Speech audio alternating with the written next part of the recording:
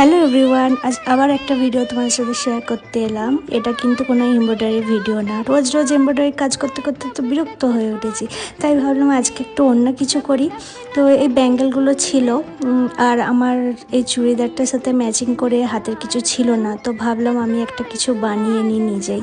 তো এই সুতোর কাজ করা আমার এটা অ্যাকচুয়ালি আমার তাসা ক্রাফট থেকে ইন্সপায়ার্ড হয়ে কাজটা করা। তা ইনস্টাগ্রামে পেজ আছে, ওদের কাজগুলো এত সুন্দর, ফিনিশিং এত সুন্দর।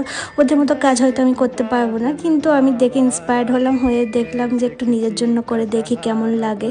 তো ওই জন্যই এটা করা। তো কেমন লাগলো তোমরা কিন্তু সবাই অবশ্যই কমেন্ট করে জানিও। আর হ্যাঁ, এটা কিন্তু আমি অর্ডার নেব না, কারণ এটা আমার নিজের জন্য বানানো। তো কারো পছন্দ হলে আমাকে কিন্তু ইনবক্স করো না।